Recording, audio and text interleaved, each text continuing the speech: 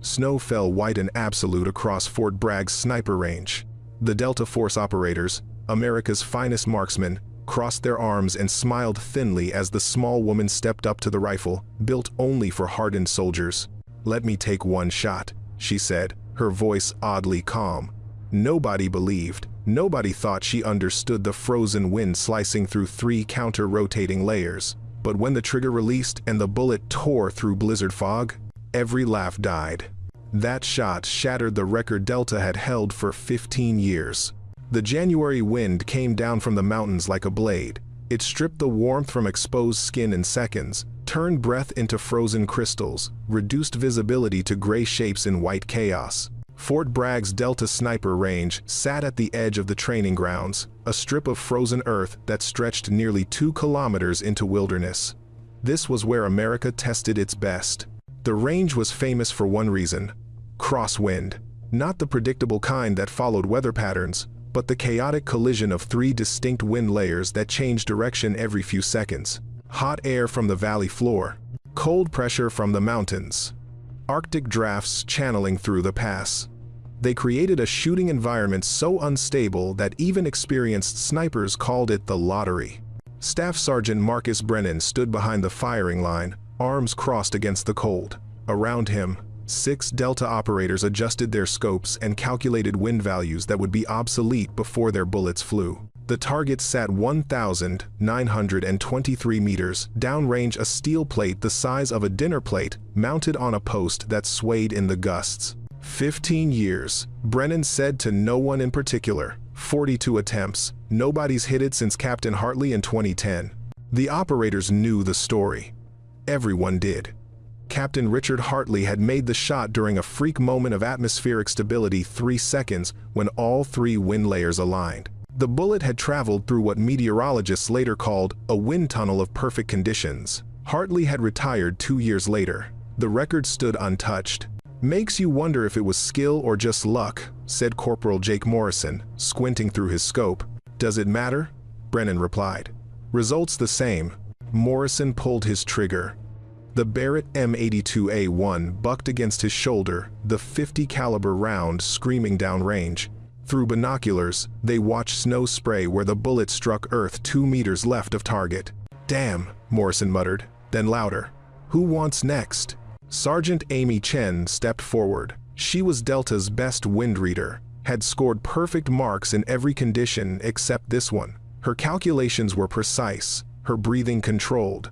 The rifle settled. She fired. The bullet curved right, missing by 3 meters. "The third layer's fighting us," Chen said, frustration creeping into her voice. "Equipment can't track it, changes too fast." Brennan checked his tablet.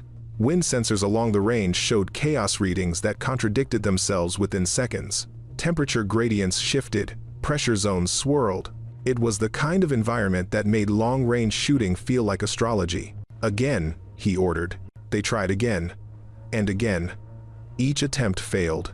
The Delta operators were not men and women accustomed to failure. They were the result of selection rates below 1%, training that broke most candidates, missions that demanded perfection. This range existed specifically to humble them, to remind them that mastery meant acknowledging what you couldn't control. But that didn't make failure easier to swallow. "Pack it up," Brennan finally said. "We'll try again tomorrow when conditions improve." "Sir," Morrison asked, "what if conditions don't improve? What if Hartley's shot was just that once in a lifetime?" Brennan didn't answer. Because he'd been wondering the same thing. The wind howled across empty firing positions. Snow-covered boot prints in minutes. The steel target swung on its post, untouched, waiting for the next person who thought they could beat the impossible. Behind them, the door to the weather station opened. She appeared like a ghost against white. Small frame wrapped in an old brown parka, hood pulled up against the wind. Her hands were bare red and chapped from cold, but she didn't seem to notice. She walked with the careful steps of someone used to ice, eyes scanning the range with an intensity that suggested she was reading something invisible. The Delta operators turned.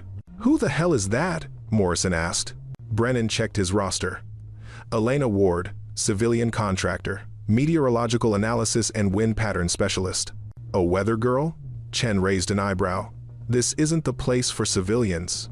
But Elena wasn't heading for the weather station. She was walking toward the firing line, notebook in one hand, pencil in the other.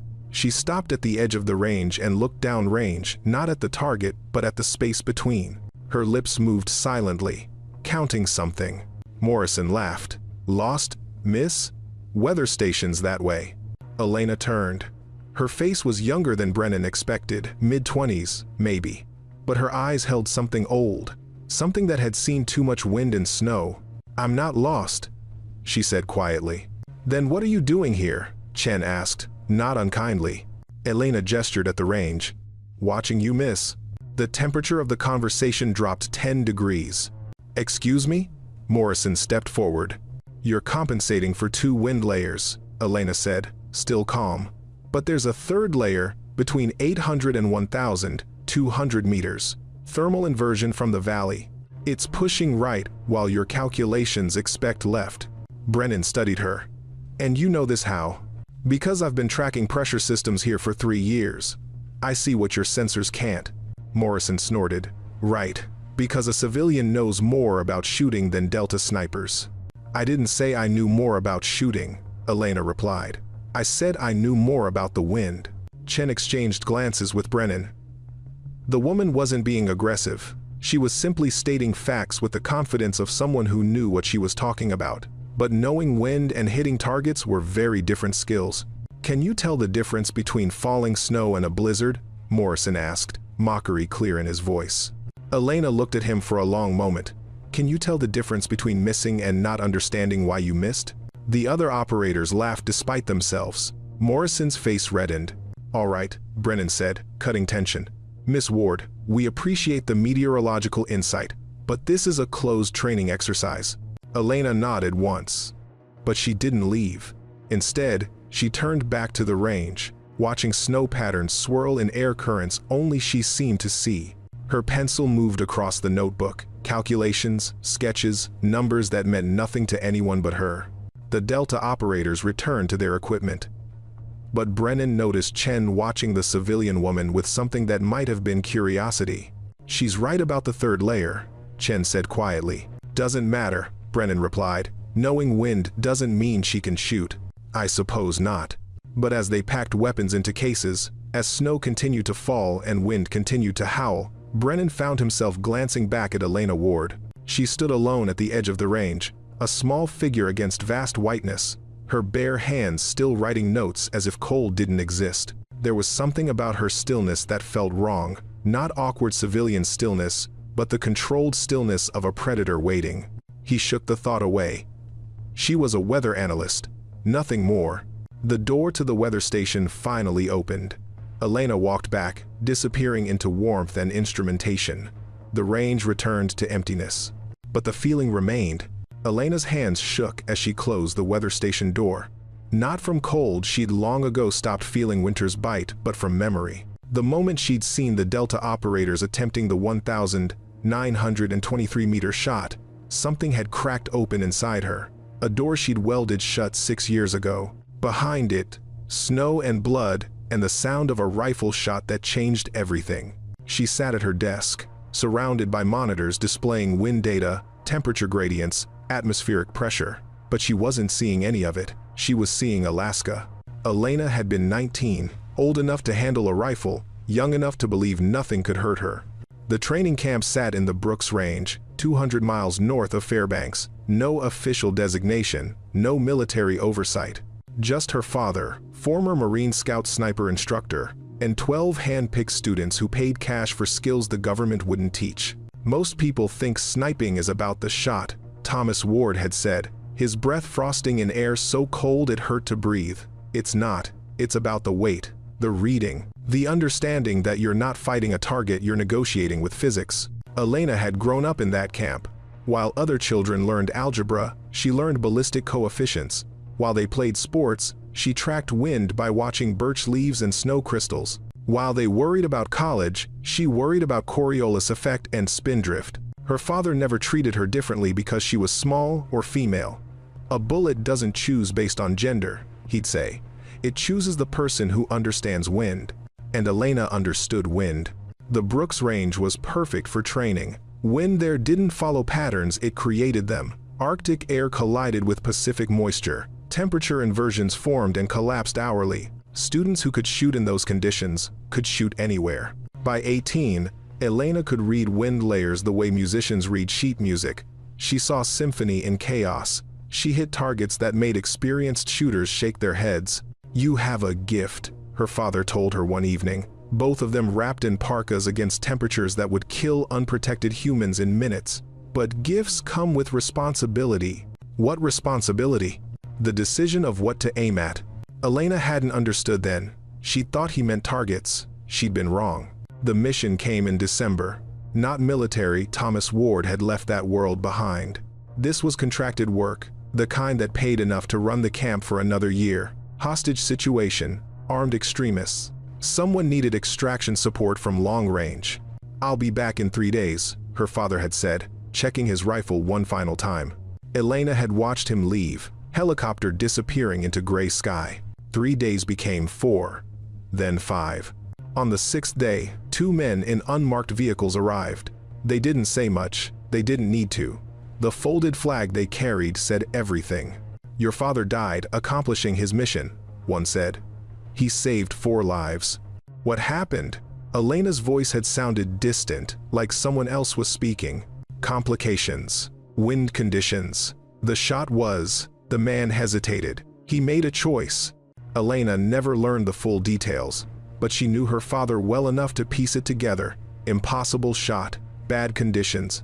Decision between guaranteed hit on target and uncertain hit that might save hostages. Thomas Ward had chosen the hostages. The shot had missed. The extremists had fired back. Her father had taken a round through the throat. He'd saved all 4 hostages before bleeding out. Elena had closed the camp 2 weeks later, sold the equipment, scattered the students. She'd kept only her father's rifle and his journals, decades of wind calculations, shot records, lessons learned. And she'd made a promise to his memory. She would never shoot to kill again. Not because she couldn't, but because she'd seen where that path led. She'd taken her wind reading skills to civilian work. Military bases needed meteorological contractors. She could analyze patterns, predict conditions, and most importantly, stay away from triggers. For 6 years, the promise had held. Until today. Elena looked at her hands. They'd stopped shaking. Outside, Delta Force operators were failing at a shot her father would have made, blindfolded. They didn't understand the range. Didn't understand that wind here wasn't an obstacle to overcome, it was a language to speak. She could speak that language. But speaking it meant picking up a rifle again. Meant remembering what steel and powder and recoil felt like. Meant breaking the promise she'd kept since the day they'd buried her father in frozen Alaskan ground. Elena stood, walked to her locker, opened it. Inside, wrapped in cloth and untouched for 6 years, was her father's rifle, custom-built, 338 Lapua Magnum. Every scratch told a story. Every adjustment represented a lesson learned. She touched the stock, cold metal under her fingertips. "I'm sorry, Dad," she whispered, "but I need to prove you were right about something." Tomorrow, she would ask for one shot. Morning brought worse weather. The kind of blizzard that grounded helicopters and postponed training. But Delta operators didn't postpone, they adapted. Brennan stood at the firing line, watching Chen attempt the shot again. Wind howled. Snow created curtains of white that made the target invisible for seconds at a time. Chen compensated, adjusted, fired. The bullet vanished into storm. Somewhere downrange, it hit earth or snow or nothing at all. Damn! Chen threw her cap on the ground. That was perfect windage, perfect elevation. What the hell am I missing? "Third layer," a quiet voice said. They turned. Elena Ward stood 10 feet back, same old parka, same bare hands, but this time she carried something a long case, black and worn. "The thermal inversion," Elena continued. "It collapsed 2 seconds before you fired. Your bullet hit the shift." Morrison laughed, the sound harsh in cold air. "And you would know this how? You some kind of expert? In wind?" "Yes." "In shooting?" Elena met his eyes. "I've fired a rifle before." "Fired a rifle," Morrison repeated, grinning at the other operators. "Hear that? She's fired a rifle. Probably a .22 at a range somewhere." "Morrison," Brennan warned. But Morrison was frustrated, embarrassed by repeated failures. He needed a target for that frustration, and the small civilian woman made an easy one. "Tell you what, Weather Girl, you seem to know so much about this shot. Why don't you show us how it's done?" The other operators shifted uncomfortably. Chen shook her head, but Elena didn't react. She just looked past Morrison, past all of them, to the target barely visible through swirling snow. "Can I take one shot?" she asked. The question hung in frozen air. Then Morrison laughed. Really laughed, bent over, hands on knees. "Oh man. Oh, that's rich. You want to shoot?" He could barely get the words out. "You want to attempt a shot that's broken 42 trained snipers?" "One shot," Elena repeated. Chen stepped forward. "Miss Ward, this isn't a game. That's a .50 caliber rifle. The recoil alone could dislocate your shoulder if you're not braced properly." "I know. The target's almost 2 kilometers away in blizzard conditions that make it effectively invisible."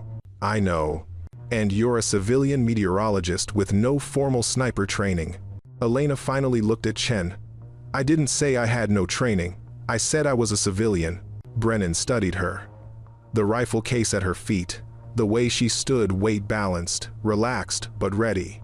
The calluses on her trigger finger that he'd noticed yesterday but dismissed. "You've done this before," he said, not a question. "A long time ago." "Where?" "Alaska, Brooks Range, with my father." "Your father military?" "Was. Scout sniper instructor, retired." Brennan processed this. "And he taught you?" "Everything." Morrison had stopped laughing. "Wait, you're serious? You actually think you can make this shot?" Elena knelt, opened the rifle case. The weapon inside made Chen whistle quietly. Custom build, high-end optics, maintained with obvious care. "Where'd you get that?" Morrison asked, attitude shifting from mockery to suspicion. "It was my father's." "Was?" "He's dead." The brutal honesty killed the remaining jokes.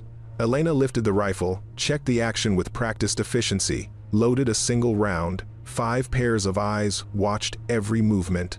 "Miss Ward," Brennan said carefully, "I'm going to ask you directly. Are you qualified to take this shot?" Elena settled into firing position, adjusting the bipod with precise micro-movements. "No," she said. "I'm qualified to make this shot.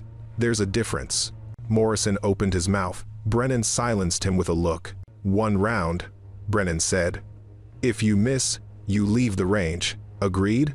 "Agreed." Elena pressed her cheek to the stock. Her right hand touched snow, bare fingers feeling something invisible. Her breathing slowed, stopped. The Delta operators watched in silence. Chen thought, "She moves like she's done this 1,000 times." Morrison thought, "She's going to embarrass herself." Brennan thought, "This woman knows something we don't." Elena's finger found the trigger. Her lips moved, counting wind shifts only she could sense. 3rd layer, rotating. 2 seconds. 1. The trigger broke clean. The rifle's roar split frozen air. Recoil drove back into Elena's shoulder, familiar violence, forgotten for 6 years, now returned like an old enemy. The bullet left the barrel at 850 meters per second, supersonic crack following milliseconds behind. Then physics took over. The bullet traveled through the first wind layer valley air, pushing left at 15 knots, compensated for in Elena's calculations. At 400 meters, it hit the 2nd layer mountain wind, pushing right at 20 knots. The bullet curved, following a path that looked wrong but was exactly correct. At 800 meters, the thermal inversion caught it. The invisible 3rd layer that sensors couldn't track, that experience couldn't predict, that Delta's best shooters had missed every time. Hot air rising from cold ground, creating a temperature gradient that bent bullet trajectory like light through a prism. Elena had felt it, not with instruments, but with skin and instinct, and lessons learned in Alaska where getting wind wrong meant dying of cold in the dark. The bullet rode the thermal wave, curved impossibly, emerged from the other side on a trajectory that made no sense. Unless you understood that air wasn't uniform, it was layered, textured, alive. At 1,500 meters, snow tried to slow it. Crystals vaporized against copper jacket. Speed bled away, but there was enough, just enough. At 1,923 meters, traveling 450 meters per second, the 338 Lapua round struck steel. Ping. The sound carried back through storm like a bell. The target's LED indicator flashed green confirmation of center mass hit. Absolute silence. Morrison's mouth hung open. Chen's eyes were wide. Brennan stood frozen, binoculars raised, unable to process what he'd just witnessed. Elena worked the bolt, ejecting the spent brass. Steam rose from the chamber. She engaged the safety with a soft click, then sat back on her heels, breathing like she'd run a marathon. Her hands were shaking now, not from recoil, from memory. "Dad, I just broke your promise. I'm sorry, but I needed them to understand." "Check it." Brennan's voice cut through shock. "Check the target right now." Chen ran to the spotting scope, adjusted magnification. Through swirling snow, she could see the steel plate, dead center, a fresh impact crater, metal peeled back, LED lights still flashing. "Confirmed hit," Chen said, voice hollow, "center mass, perfect score." Morrison walked to where brass had landed in snow. He picked it up, stared at it like it was alien technology. How? That's not possible. The wind was changing every 3 seconds. "It changed twice during flight," Elena said quietly. "I fired between transitions." "You can't predict that," Morrison said. "Nobody can predict that." "I didn't predict it. I felt it." Brennan lowered his binoculars. "Corporal Chen, pull up the high-speed camera footage. I want frame-by-frame analysis of that shot." They crowded around Chen's tablet. The footage played in slow motion. Elena's finger pressing trigger, muzzle flash blooming, bullet trace visible through snow, and there it was. The trajectory that shouldn't work. The curve at 800 meters, where the bullet seemed to defy gravity, bending right when everything said it should go left, then correcting at 1,200 meters to resume true flight. That's not a normal ballistic arc," Chen whispered. "Because it's not normal wind," Elena said. She stood, legs unsteady. "The thermal inversion creates a pocket of different air density. Bullets don't fly straight through it, they ride it, like a wave." "And you calculated that in your head?" Brennan asked. "No. I learned it from watching my father shoot in Alaska. He taught me that wind isn't math. It's music. You don't calculate it, you listen." Morrison was still staring at the brass casing. "You just broke a 15-year record. Do you understand that? Delta's best shooters have tried 42 times. You did it on 1 attempt." Elena shouldered her rifle. "My father could have done it blindfolded." "Your father," Brennan said slowly. "What was his name?" "Thomas Ward. Former Marine Scout sniper instructor. He died 6 years ago on a contracted mission." Recognition flashed across Brennan's face. "Thomas Ward? The Alaska instructor? He trained 3 of our current team leaders." "Then you know he was good." "I know he was legendary." "And you're his daughter?" Elena nodded once. Brennan looked at the target, then back at Elena. "Miss Ward, we need to talk, officially, about who you are and what you just did." "I'm nobody," Elena said. "Just a woman who wanted to prove her father was right about something." "About what?" Elena picked up her rifle case. "That the bullet doesn't choose gender, it chooses the person who understands wind." She walked toward the weather station, leaving 6 Delta operators standing in snow, trying to process what they'd witnessed. Chen broke the silence. "Sir, we need to add her name to the record board." Brennan was already on his radio. "Command, this is Brennan. We just had a civilian break our 15-year range record. I need authorization to." He paused, listening. His expression changed. "Understood." "When? How long do we have?" He lowered the radio. "What is it?" Chen asked. Brennan looked toward the weather station where Elena had disappeared. "We've got a situation. Hostage rescue team pinned down in Montana backcountry. Enemy sniper engagement. Extreme winter conditions. Blizzard, high wind. Targets at 1,800 plus meters. Command wants Delta response? They want our best cold weather sharpshooter. Someone who can read this kind of wind." Brennan paused. "They want whoever just made that shot." Morrison's eyes widened. "You mean, get Elena Ward. Tell her we need her help, and tell her people are going to die if she says no."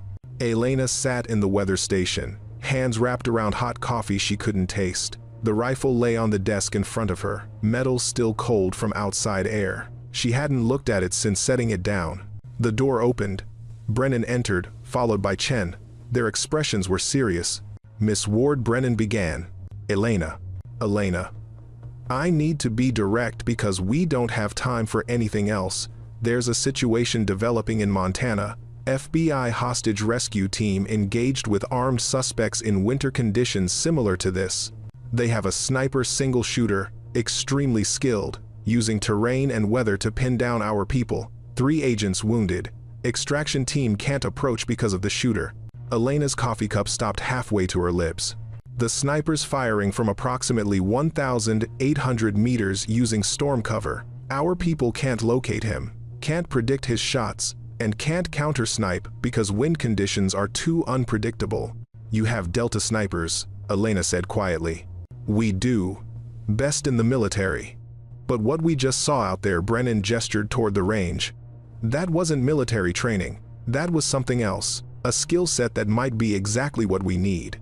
I'm not a soldier. I know. But you're the daughter of one. And you just made a shot that 42 trained operators couldn't make. That means something. Elena set down her coffee. It means I got lucky. Did you? Chen asked. Because that didn't look like luck. That looked like mastery. Silence stretched. Outside, wind howled against windows. I made a promise, Elena finally said. After my father died, I promised I'd never shoot to kill again. This isn't about killing, Brennan said. This is about protecting. There's a difference. Is there? My father thought so. He made a choice in a situation like this, risky shot to save hostages instead of guaranteed hit on the threat. The shot missed. He died. So I'm not sure there's as much difference as you think. Chen sat across from Elena. Your father saved 4 people before he died. Did you know that? I heard. And you think he made the wrong choice? Elena's jaw tightened. I think he made the choice that cost me my father. That's fair, Chen said. But those 4 people got to go home to their families. Someone's father, someone's son, someone's sister, someone's daughter. They lived because Thomas Ward understood that the shot matters less than who you're protecting. Don't, Elena's voice cracked. Don't use his philosophy against me. I'm not, Chen said gently. I'm reminding you that his philosophy included you. He taught you everything because he believed you'd use it correctly. Are you saying he was wrong? Elena's hands fisted. He's dead. And 3 FBI agents are bleeding in Montana snow right now, Brennan said, along with 7 hostages, family of 4 plus 3 ranch workers. All of them are in immediate danger because one person decided human life doesn't matter as much as his ideology. You don't need me. You have. We have good shooters, Brennan interrupted. You have something different. Your father gave you a gift. How you use it, that's your choice. But choosing not to use it, that's still a choice. Elena stared at the rifle.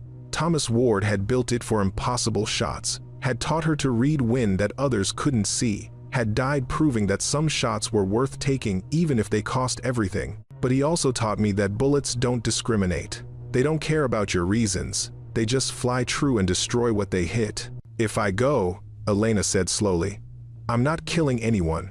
The priority is protecting our people and the hostages, Brennan said. If you can disable the threat without lethal force, that's your call. But I need to know, can you make the shot if you have to? Could she? 6 years of distance, 6 years of keeping her finger off triggers, 6 years of pretending that part of her life was over. But it wasn't over. It had just been waiting. How long do I have to decide? Elena asked. Helicopter leaves in 20 minutes. That's not much time. People are dying. There is no time. Elena picked up the rifle, felt its familiar weight. Her father's fingerprints were still on the stock, worn smooth by years of handling. He'd carried this weapon through snow and rain and wind, had trusted it with lives. Now she was supposed to do the same. Dad, if you were here, what would you tell me?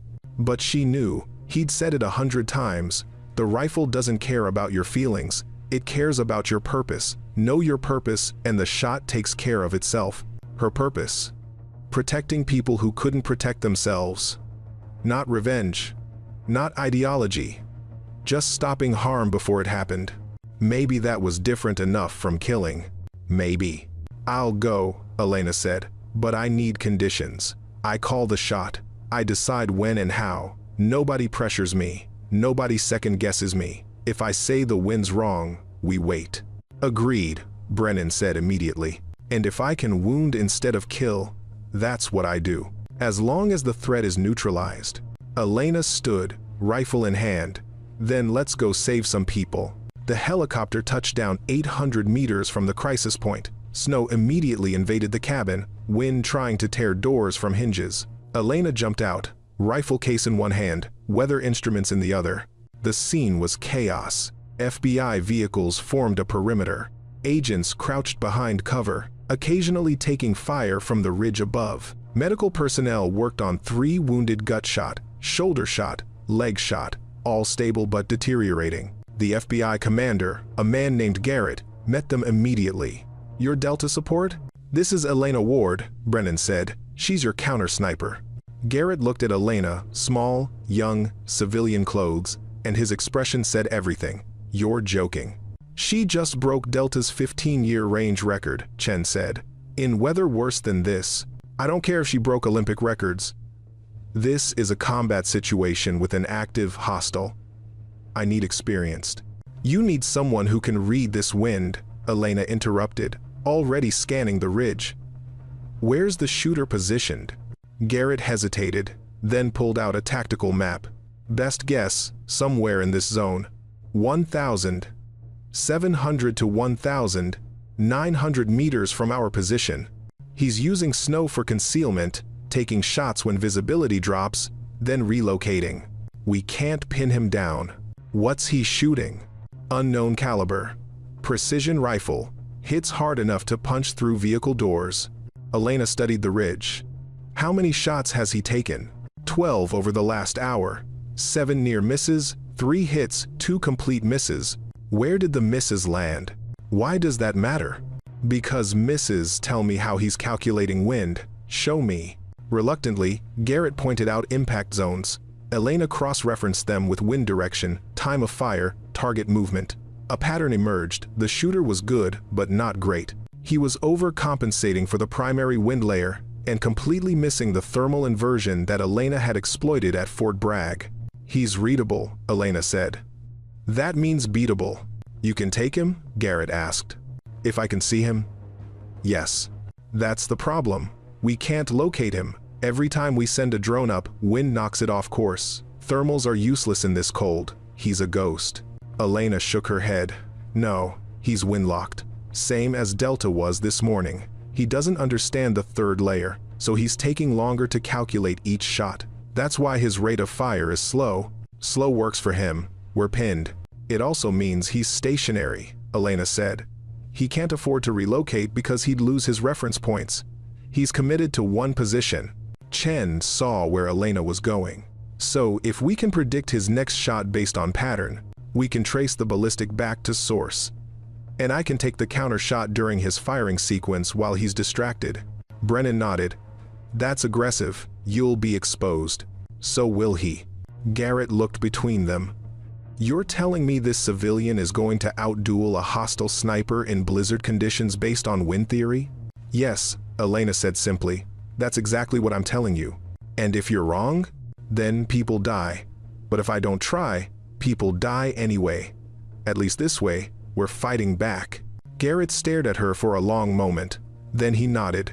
You're shot. But my responsibility, if this goes wrong, it won't, Elena said with more confidence than she felt. They set up a firing position behind an overturned vehicle. Elena assembled her rifle, hands moving through the familiar ritual. Load magazine. Chamber round. Adjust scope. Set bipod. Her father's voice in her head. Preparation is 90% of the shot. The other 10% is just breath control. How do you want to play this? Brennan asked.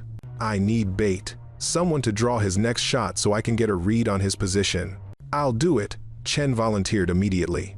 No, Elena said. It needs to be worth his time. A high-value target moving in the open. Then it's me, Garrett said. I'm the IC. He'll want that shot. Elena nodded. Move from vehicle to vehicle. 5 seconds exposed. Then cover. Don't run straight. Make him calculate for lateral movement. That'll give me time to track his muzzle flash. And if he hits me, I shoot before he pulls the trigger. Not exactly reassuring, but Garrett was career FBI, had faced worse odds. He positioned himself, waited for Elena's signal. Elena pressed her eye to scope, watched the ridge, felt the wind against her face, layered, complex, alive. The first layer was obvious northwest, steady at 12 knots. The second layer was trickier, mountain downdraft, southeast at 18. But the third layer... She closed her eyes, feeling for it with senses beyond sight.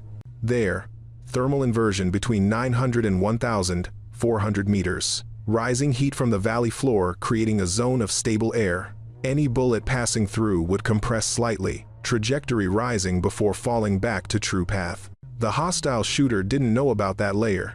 He was compensating for what he could measure, missing what he couldn't. That would kill him, or save him, depending on whether Elena's first shot landed. "Ready," she said quietly. Garrett broke cover. Garrett ran. 5 seconds of exposure. Snow kicked up around his boots. 20 meters from vehicle to vehicle. Long enough to draw attention. Long enough to die.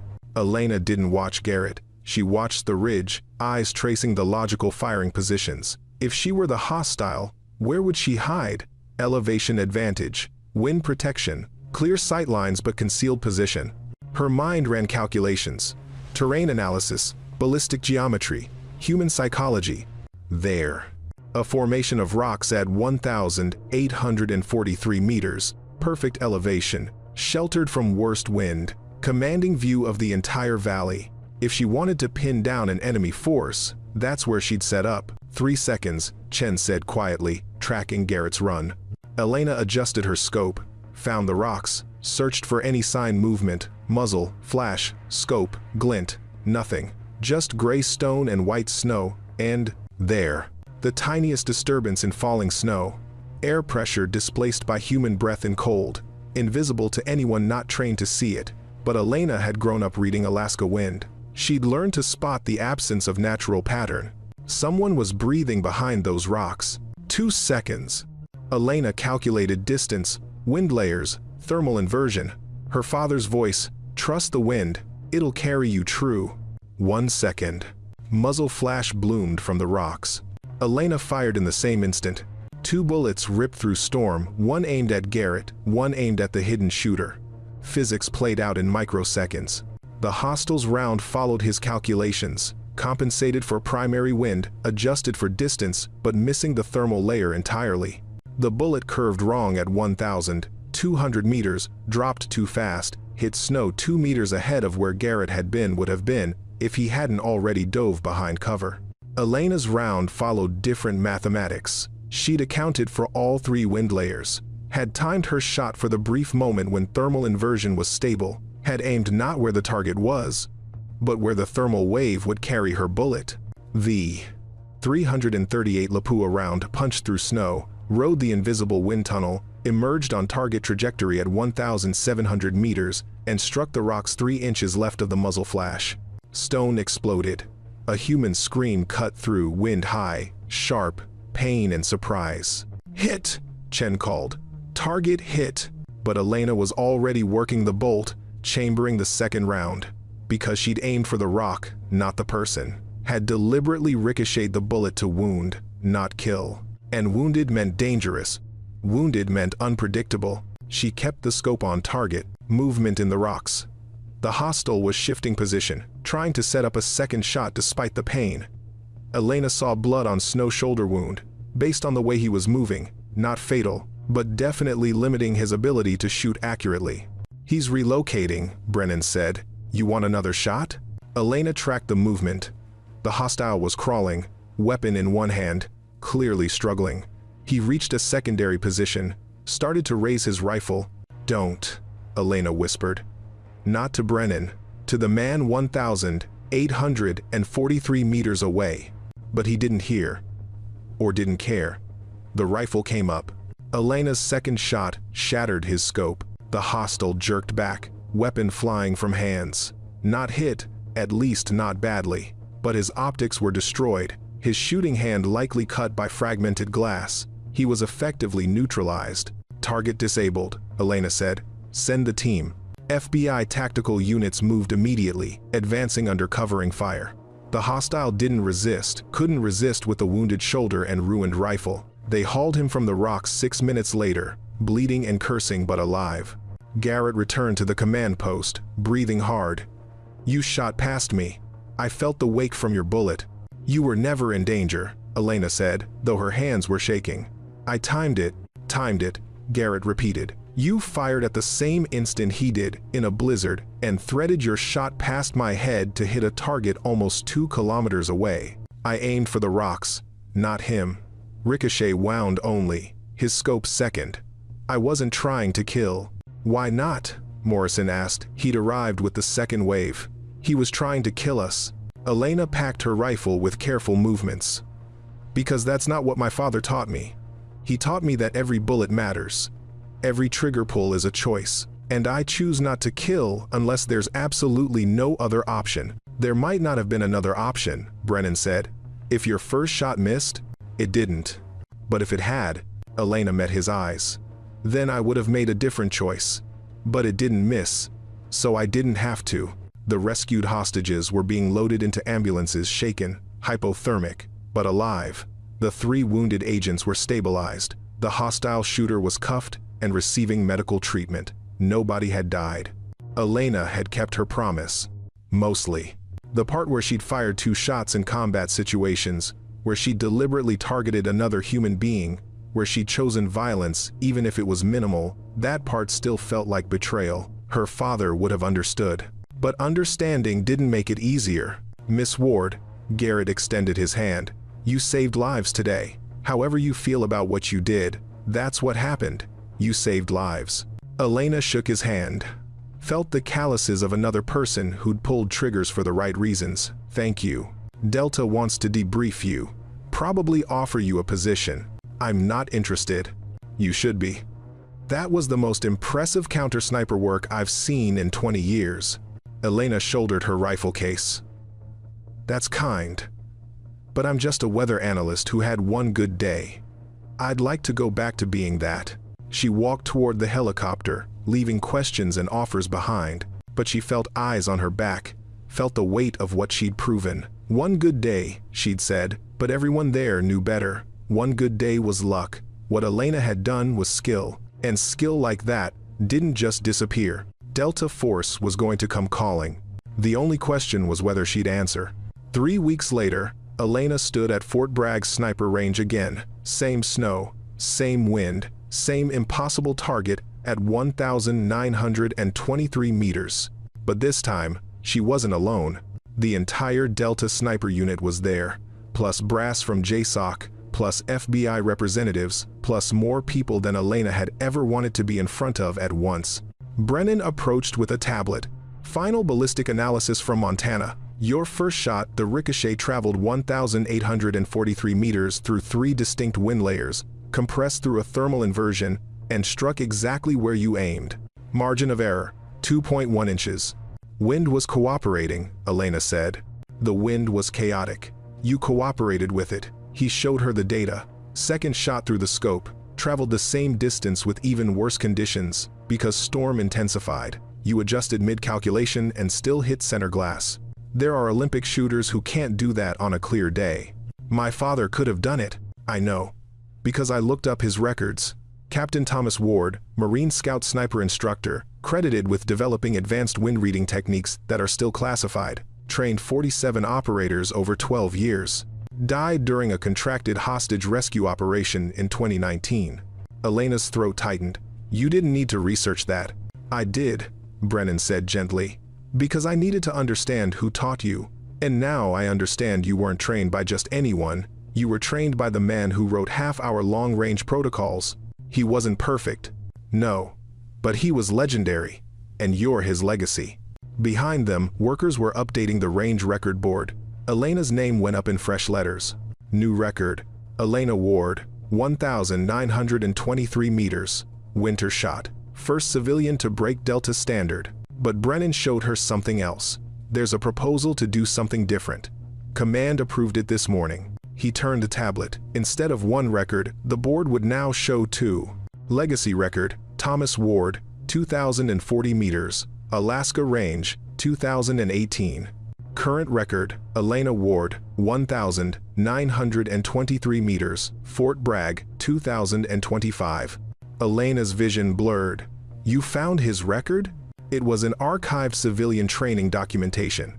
He made that shot during a demonstration for military observers. 2,040 meters in crosswind conditions rated impossible by meteorological standards. Sound familiar? He never told me about that shot, because he wasn't the kind of man who bragged. But the shot existed, and now it's going to be honored alongside yours. Elena touched the tablet screen, tracing her father's name. Why are you doing this? Because legends deserve recognition, both the old ones and the new ones. The ceremony was brief. Military events always were. They presented Elena with a plaque she didn't want, offered her a position she wouldn't accept, and thanked her for service she'd never intended to give. But when they revealed the dual record board, when Thomas Ward's name appeared next to hers, Elena cried. Didn't try to hide it. Let the tears freeze on her cheeks in Fort Bragg when that her father would have understood perfectly. Morrison approached after, carrying something wrapped in cloth. I was an ass when we first met. You were frustrated. I understand. No, I was an ass, and I'm sorry. He unwrapped the cloth. Inside was her spent brass from the Montana operation, both casings mounted on a wooden display base with an engraved plate. 2 shots, 0 kills, multiple lives saved. The philosophy of Thomas Ward, executed by Elena Ward. I don't know if this is appropriate, Morrison said, but it felt like it needed to exist. Elena accepted it with shaking hands. It's perfect. Thank you. Chen joined them. Commands officially requesting you, as a civilian consultant, quarterly reviews of sniper protocols, weather analysis for special operations, payments excellent, no combat requirements. I appreciate the offer. But you're not interested. I'm a weather analyst. I want to stay a weather analyst. Even though you're one of the best snipers alive? Elena looked at the record board, her name and her father's, together in history. Especially because I'm one of the best. My father taught me that skill without purpose is just ability. I don't want to be a soldier. I never did. I want to understand wind and help people understand wind. That's enough purpose for me.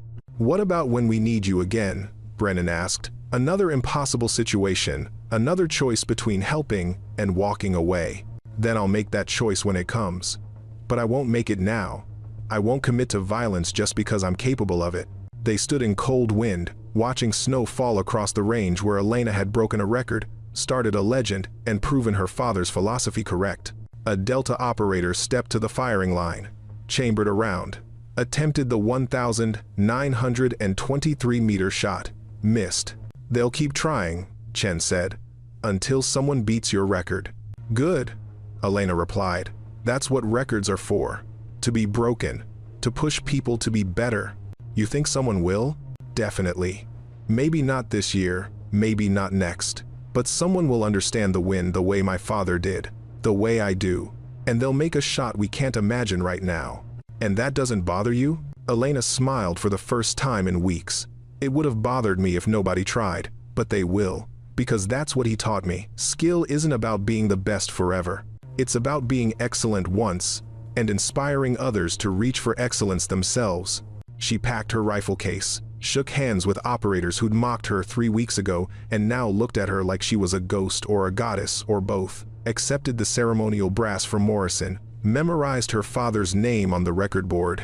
Then she walked back to the weather station where instruments measured wind that most people couldn't feel and predictions formed for storms most people couldn't imagine. That night, alone in her apartment, Elena took out the brass display Morrison had made. Read the inscription again. The philosophy of Thomas Ward, executed by Elena Ward. Her father had believed bullets were tools, not weapons. That shooting wasn't about destruction but protection.